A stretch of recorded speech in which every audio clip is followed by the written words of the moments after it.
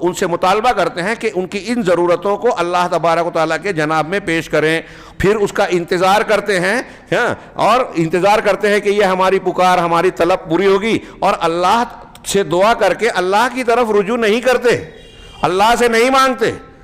قبر سے لوٹنے کے بعد کہ چلو اب مسجد میں بھی اللہ کے پاس مانگ لیا جائے، وہ سمجھتے ہیں کہ ہم نے مزار اور مشہد پر جو مراد پیش کر دی ہے اب اللہ کے جناب میں ہم نے بیچ دیا، اب اللہ کی طرف رجوع نہیں کرتے۔ وَلَٰكِن يَرْجِعُونَ إِلَىٰ صَاحِبِ الضَّرِيعِ، بلکہ وہ قبر والے کی طرف پلٹتے ہیں، جس کے لیے الَّذِي بُنِيَ لَهُ فِي الْمَسْجِدِ، جس کی قبر کو مسجد میں بنایا گیا ہے۔ زیادہ تر ایسا ہوتا ہے، اس لیے انہوں نے ذکر کیا کہ اس کی قبر کو مسجد میں بنایا گیا ہے، اور اس کی قبر کو جو ہے وہ کپڑوں سے، چادر سے جو ہے آراستہ کیا گیا، وہاں بخور اور خوشبوئیں دھونی دی جاتی ہے، وہ تجمیل اور خوبصورتی کے ساتھ اس کو نقش و نگار بنا کے آراستہ کیا جاتا ہے۔ کیوں؟ تاکہ لوگ فتنے میں مبتلا ہوں۔ والغالب، اور لوگوں پر اکثر جہالت کا غلبہ ہے، اکثر لوگوں پر جہالت ہی کا غلبہ ہے۔ اب جاتے ہیں قبروں کی یہ شان دیکھتے ہیں، جو اچھے اچھے گھروں میں نہیں ہوتی، وہاں محل کا منظر نظر آتا ہے۔ یہاں رک کر اس سبق سے ہٹ کر میں بیچ میں ایک بات کہوں کہ قبروں کی زیارت کرنے کا رسول اللہ صلی اللہ علیہ وسلم نے جو اجازت نامہ دیا، کیوں دیا، اجازت کیوں دی؟ کنتو نہیتکم عن زیارت القبور الا فزوروہا، میں نے تم کو قبروں کی زیارت سے منع کیا تھا۔ کیوں منع کیا تھا؟ شروع میں صحابہ کرام کو منع کیا تھا، کیوں؟ اس لیے کہ نئے نئے مسلمان ہوئے تھے، قبرستان جانے سے پھر سے پچھلے دین کی طرف یا اس کی کچھ خوبو کا اثر نہ آ جائے، قبرستان جانے سے شرک کا راستہ نہ کھل جائے، اس لیے شروع میں قبرستان جانے سے ہی منع کر دیا۔ اب اجازت دی تو کیوں دی؟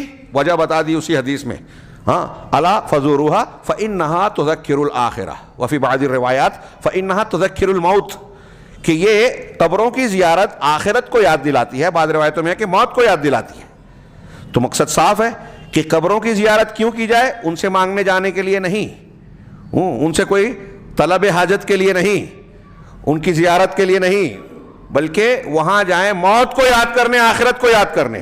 اب جس قبر پہ محل نما قبے نقش و نگار کے ساتھ بہت ساری خوبصورت اور زینت والی چیزیں بنی ہوئی ہیں، ستون ہیں، قبے ہیں، میناریں ہیں، اور اس کو جو ہے خوب خوب خوب سجایا گیا ہے، اس پہ چادریں چڑھائی گئی ہے، وہاں دھونی اور خوشبو عام کی گئی ہے، خوب اچھا منظر بنا دیا گیا ہے بظاہر، تو کیا یہاں موت کی یاد آتی ہے؟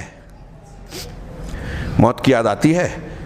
ان شرک کے اڈوں پہ کیا کیا ہوتا ہے ہم سے زیادہ وہ خود جانتے ہیں۔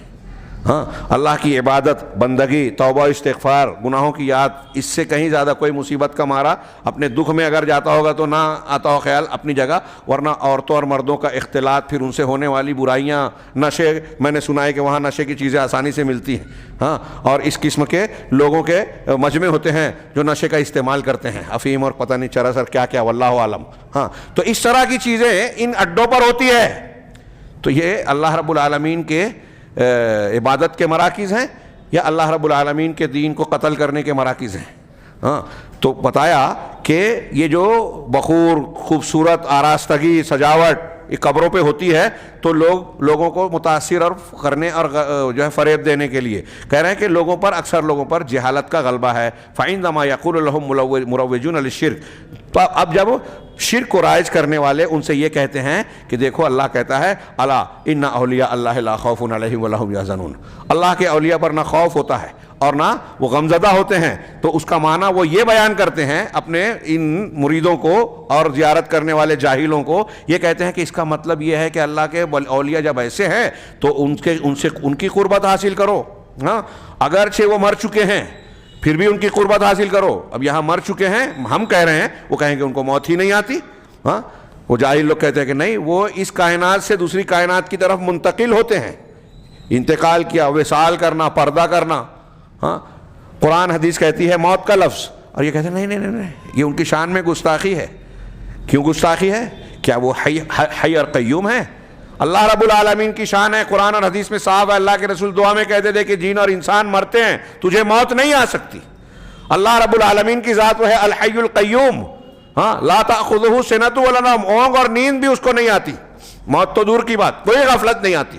تو اب اللہ رب العالمین کی یہ شان ہے، اور ہمارے یہ لوگ کہتے ہیں کہ یہ نہیں مرتے، تو اس کا مطلب یہ کہ یہ اور اللہ رب العالمین ایک جیسے ہیں، اگر ایسا کوئی مان رہا ہے تو شرک اکبر میں مبتلا ہے، وہ کتنی بھی تعویل کرے غصہ ہو۔ کہا اگرچہ یہ مر چکے ہیں، اللہ کے اولیاء پر خوف اور حزن نہیں ہوتا، تو اب اس کا مطلب یہ ہے کہ ان سے قربت حاصل کرو، اگرچہ ان کی موت ہو چکی ہے۔ وَاسْتَشْفِعُوا بِهِمْ، اور ان سے استشفاء کرو، ان کو سفارشی بناؤ، شفاعت طلب کرو۔ وَتَوَسَّطُوا بِهِمْ عِنْدَ اللَّهِ، اور اللہ کے پاس ان کے ذریعے سے واسطہ بناؤ، ان کا واسطہ بناؤ۔ لِأَنَّكُمْ قَوْمٌ، کیوں؟ اس لیے کہ تم گنہگار لوگ ہو۔ ہاں، یہ مجاور یا یہ اس قسم کی دکان چلانے والے جو مولوی نما جاہل ہیں، ہاں، یہ کہتے ہیں کہ چونکہ یہ تم گمراہ لوگ ہو، ہاں، اگر تم نے دعا کی تو تمہاری دعا قبول نہیں کی جائے گی۔ یہ کہاں آیا؟ گنہگار اللہ سے دعا مانگے گا تو دعا قبول نہیں ہوگی، یہ کہاں آیا؟ ہاں، یہ صحیح ہے کہ جو جتنا متقی پرہیزگار ہوگا اس کی دعا کی قبولیت کا اتنا امکان ہے، لیکن گنہگار کی دعا قبول نہیں ہوگی۔ یہ کس قرآن کی آیت یا کس حدیث میں ہے؟ کوئی ایک بتائے۔ اللہ تعالیٰ نے 99 اور پھر 100واں قتل کرنے والے کو معاف کیا۔ ہاں، کون گنہگار ہے جس کو معاف نہیں کرے گا؟ کس کا گناہ اللہ کی رحمت سے زیادہ بڑا ہے؟ ہاں، کس کا گناہ اللہ کی رحمت سے زیادہ کشادہ ہے؟ کسی کا نہیں۔ اللہ کی رحمت، اللہ کی مغفرت، وہ غفار، غفور، تواب جو ہے، اس کی توبہ اور رحمت کا دامن لوگوں کے گناہوں سے کشادہ ہے، کوئی کتنا بھی گناہ کر لے۔ اللہ، ہاں، وہ کیا ہے؟ قُلْ يَا عِبَادِيَ الَّذِينَ أَسْرَفُوا عَلَىٰ أَنفُسِهِمْ لَا تَقْنَطُوا مِن رَحْمَتِ اللَّهِ إِنَّ اللَّهَ يَغْفِرُ الذُّنُوبَ جَمِيعًا۔ یہ قرآن کہہ رہا ہے کہ جن لوگوں نے اپنے نفسوں پر اسراف اور حد سے تجاوز کیا، ان سے کہو کہ اللہ کی رحمت سے مایوس نہ ہو جائیں۔ میرے ان بندوں سے کہو اللہ کی رحمت سے مایوس نہ ہو، نا امید نہ ہو، اللہ تمام گناہوں کی بخشش کرتا ہے، یہ اللہ کہہ رہا ہے۔ اور یہ کہہ رہے ہیں کہ تم گنہگار ہو تو تمہاری دعا قبول نہیں ہوگی، اور اگر توبہ استغفار کے ساتھ وہ بندہ جاتا ہے تو اللہ ایسے بندوں سے خوش ہوتا ہے۔ یہی مطلوب ہے بندے سے۔